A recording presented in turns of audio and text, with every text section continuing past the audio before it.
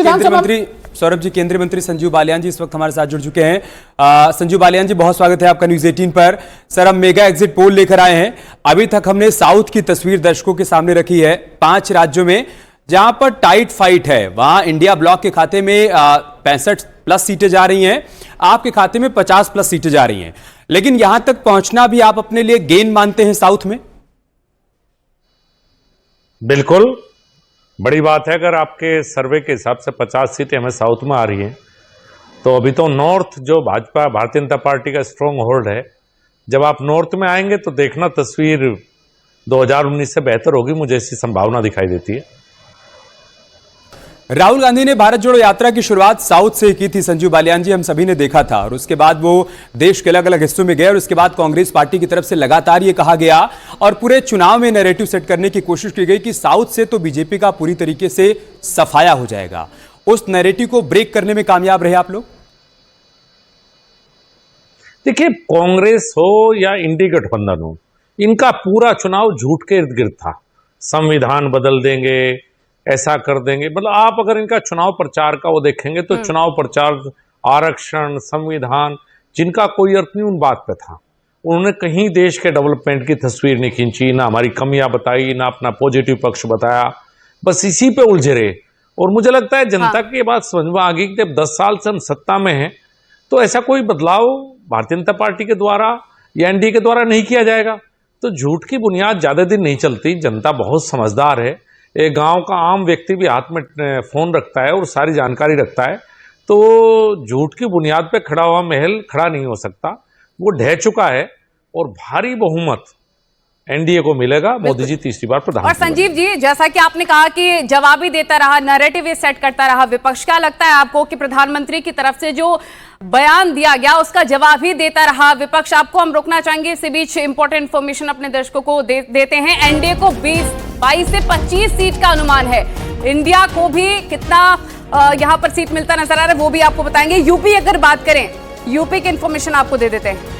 पहले 3 चरणों की तस्वीर हम आपके सामने रख रहे हैं। एनडीए के खाते में 22 से 25 सीटों का अनुमान है और इंडिया ब्लॉक के खाते में 3 से 6 सीटों का अनुमान है। मतलब पश्चिम की हवा एनडीए के पक्ष में जा रही, इस बात के संकेत मिल रहे हैं।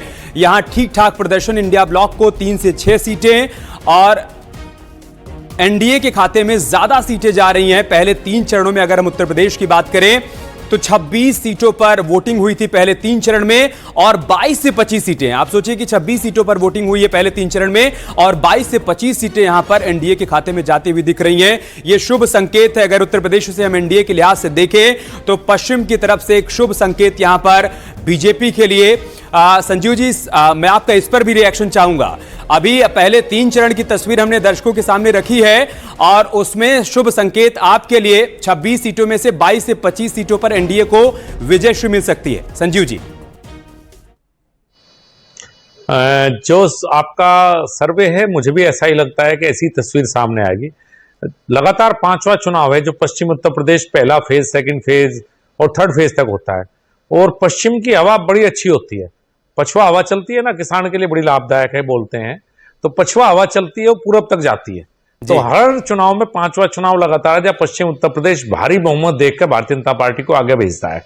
और इस बार भी तस्वीर कुछ ना कुछ यही रहेगी। 1-2 सीट ज्यादा मान सकता हूं मैं, जहां अल्पसंख्यक बहुल सीटें एक तरह से आप कह सकते हैं, उन सीटों पर फाइट है। उसके अलावा पूरा पश्चिम Uttar Pradesh Bharatiya Janata party clean sweep करेगी। तो बालियान जी, जो प्रचार प्रसार किया गया सीएम योगी आदित्यनाथ की तरफ से, हमने देखा ज्यादा से ज्यादा रैलियां उनकी तरफ से की गई हैं, उसका भी क्या आप इस पर असर मार रहे हैं या फिर जो सबका साथ, सबका विश्वास, सबके विकास की बात की जा रही थी वो नजर आता हुआ नजर आ रहा है पश्चिमी की अगर बात करें, क्योंकि कड़ी फाइट पिछले चुनावों में देखने को मिल रही थी? देखिए, चाहे शुरुआती 3 चरणों की अगर हम बात करें तो एनडीए यहां पर बेहतर स्थिति में।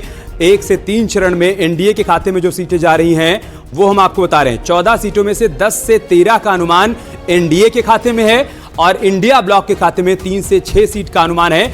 मतलब एक तरफ उत्तर प्रदेश में, पश्चिमी उत्तर प्रदेश में शुरुआती 3 चरण में एनडीए बेहतर प्रदर्शन कर रहा है। और दूसरी तरफ बिहार में भी पहले 3 चरण में एनडीए बेहतर स्थिति में, इंडिया ब्लॉक के मुकाबले एनडीए बहुत बेहतर स्थिति में। 14 में से 10 से 13 सीटें जो हैं वो एनडीए के खाते में जा सकती है और इंडिया ब्लॉक के खाते में 3 से 6 सीटें जा सकती हैं। और अब जल्दी से पश्चिम बंगाल की स्थिति भी देख लेते हैं। पहले 3 चरण में यहां क्या स्थिति रही वो भी आप देखिए।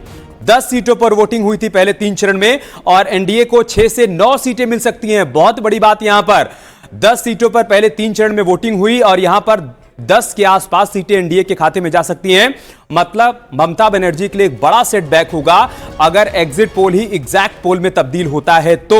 आप देखिए एनडीए को 6 से 9 सीटें और दूसरी तरफ इंडिया ब्लॉक का यहां पर खाता भी नहीं खुल रहा है। चूंकि टीएमसी और कांग्रेस पार्टी ने यहां पर अलग अलग होकर चुनाव लड़ा था, इस वजह से इंडिया ब्लॉक का यहां पर खाता भी नहीं खुल रहा है। एनडीए के मुकाबले लड़ाई यहां पर टीएमसी से है, ना कि इंडिया ब्लॉक से। बिल्कुल, इन सबके बीच आपने देखा होगा अमित कि कैसे अखिलेश यादव की तरफ से भी ममता बनर्जी को मनाने की कोशिश की गई थी। उसका कुछ तस्दीक यहां पर तस्वीरों में नजर आ रही है। तो अब तक हमने आपको उत्तर प्रदेश के पहले 3 चरणों के, पश्चिम बंगाल के और बिहार के अब तक के जो अनुमानित नंबर्स हैं एग्जिट पोल में, वो हम आपको यहां पर बताते नजर आ रहे हैं। और एनडीए के लिए अच्छी खबर है ये। और पहले 3 चरणों में इंडिया का खाता तक नहीं खुला है, अगर स्पेशली पश्चिम बंगाल की बात करें। तो ये हर एक इंफॉर्मेशन हम आपको दे रहे हैं, चाहे पश्चिम बंगाल हो, बिहार और उत्तर प्रदेश की 3 सीटों पर भी बढ़त एनडीए को मिलती हुई नजर आ रही है। संजीव बालियान जी लगातार हमारे साथ जुड़े हैं, तमाम और गेस्ट भी हमारे साथ जुड़े हैं। बिहार की बात करें, पश्चिम बंगाल की बात करें, बालियान जी पहले 3 चरण ये एनडीए के पक्ष में जाते हुए नजर आ रहे हैं, इन पर आप क्या कहेंगे? क्योंकि विपक्ष लगातार बोलता रहा पहले 3 जो चरण में वोटिंग हुई उससे बीजेपी का सुपड़ा साफ हो जाएगा। ये बार बार नैरेटिव सेट करने की कोशिश की जा रही थी विपक्ष की तरफ से, अब आप क्या कहेंगे? उनका नैरेटिव ध्वस्त हो चुका है और हमारे गृह मंत्री पहले ही कह चुके थे कि पश्चिम बंगाल से इस बार अनएक्सपेक्टेड रिजल्ट्स आएंगे। पिछली बार हमारी 18 सीटें थी, वो पहले कह चुके थे 28 से 30 तक हम पश्चिम बंगाल पहुंच सकते हैं। और आपका जो सर्वे है उससे मुझे ऐसा ही लगता है कि गृह मंत्री ने जो बात की थी उसके हम नजदीक है। और देखिए बताया ना कि लगातार उन्हें पता था इंडी गठबंधन को कि आप कहीं नहीं हैं, उसके बावजूद एक भ्रम ऐसा फैलाया गया सोशल मीडिया के माध्यम से। मुझे लगता है सोशल मीडिया का इतना दुरुपयोग इस चुनाव में हुआ, इतना नहीं हुआ होगा कभी भी।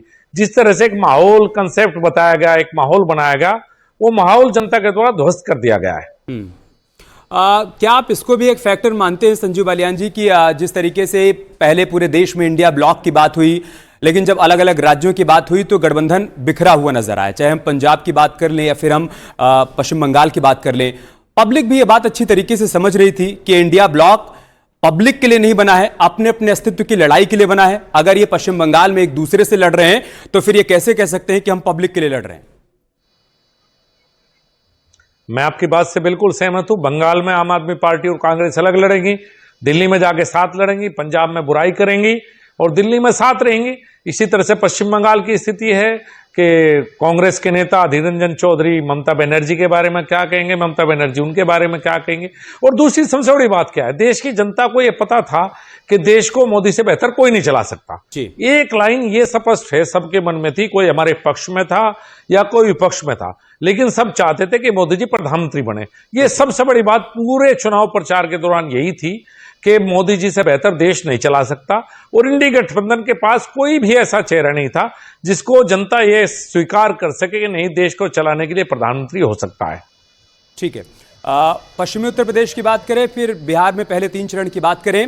आपको लग रहा है संजीव बालियान जी कि आरजेडी के साथ आने से पश्चिमी उत्तर प्रदेश में आपको गेन हो रहा है, और बिहार में अगर हम बात करें तो नीतीश कुमार के एक बार फिर साथ आ जाने से आपको वहां पर फायदा हो रहा है? जिस तरीके की लड़ाई सेट करने की कोशिश वहां पर की जा रही थी तेजस्वी यादव की तरफ से, बहुत ज्यादा वो लड़ाई सेट नहीं हो पाई, नीतीश कुमार आपके साथ आए और आपको ज्यादा फायदा मिल रहा है। देखिए, निश्चित रूप से गठबंधन का फायदा मिला है। आरएलडी जब पश्चिम उत्तर प्रदेश में साथ आई तो आरएलडी का अपना वोट बैंक है और विचारधारा करीब करीब आरएलडी के वोट बैंक की और भारतीय जनता पार्टी की एक है। तो निश्चित रूप से हमने सबने मिलकर काम किया और यही स्थिति नीतीश कुमार जी की बिहार में थी।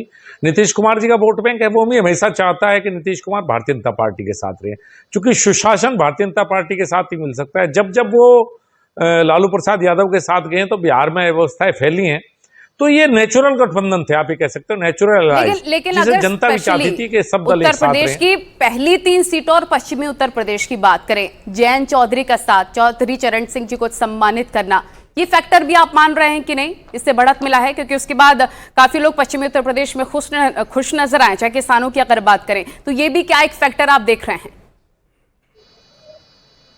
हाँ बिल्कुल, मैं आपकी बात से सहमत हूं। और देखिए, कई बार क्या होता है, हम चौधरी चरण सिंह को एक जाति तक सीमित कर देते हैं। चौधरी चरण सिंह बड़े नेता थे, उत्तर भारत के बड़े नेता थे, और चौधरी चरण सिंह का बेस जाति से ऊपर था। कई बार उनको सिर्फ जाट तक सीमित कर दिया जाता है। चौधरी चरण सिंह को जब आप उठा के देखेंगे तो यादव हो, कुर्मी हो, किसान जातियां, गुर्जर हो, जितनी भी किसान जातियां, राजपूत या कोई भी जी, चौधरी चरण सिंह ने किसानों की राजनीति की है। अब राजनीति में वो दौर आ गया कि हर बात को हम जाति से जोड़ने लगे। इस चुनाव में मैं देख रहा था, हर जगह ये जाति वहां जा रही है, ये जाति यहां जा रही है, ये समाज वहां जा रहा है। इस तरह का एक भ्रम सोशल मीडिया के द्वारा फैलाया गया। लेकिन अल्टीमेटली चौधरी चरण सिंह को भारत रत्न मिलने की जब बात थी, जो मास्टर स्ट्रोक चला गया बीजेपी की तरफ से, वो कामयाब भी हुआ है। संजीव जी, आपने वक्त दिया बातचीत की, बहुत बहुत शुक्रिया आपका। और चलिए अब जल्दी से राजस्थान की तस्वीर क्या कह रही है वो आपको बताते हैं। आप देखिए, शुरुआती चरणों में यहां पर जो पिक्चर सामने आई है, 25 सीटों का एग्जिट पोल आ गया है। राजस्थान की सभी 25 सीटों का एग्जिट पोल आ गया है। 18 से 23 सीटें यहां पर एनडीए के खाते में जा सकती हैं और इंडिया ब्लॉक को 2 से 7 सीटें मिल सकती हैं।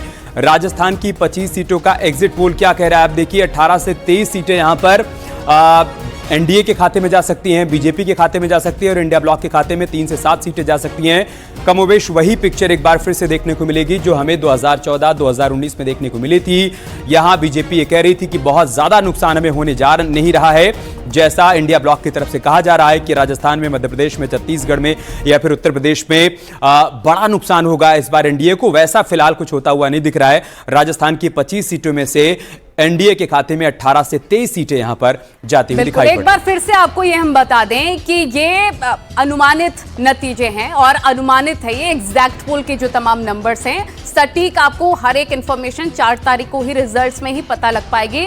और साथ ही आपको ये बता दें कि एक बड़ी खबर भी मिल रही है। एक बड़ी खबर क्या है वो आपको बताएंगे, क्योंकि अलग अलग फेजेस की बात करें, 1 से 3 चरणों में चुनाव के जो अब तक के एग्जिट पोल के नतीजे हैं वो सामने आए हैं अनुमानित। तमाम गेस्ट हमारे साथ मौजूद हैं। रिद्धिमान त्रिपाठी जी सीनियर जर्नलिस्ट हैं, मनीष शुक्ला जी बीजेपी प्रवक्ता हैं, उनके पास हम चलेंगे। लेकिन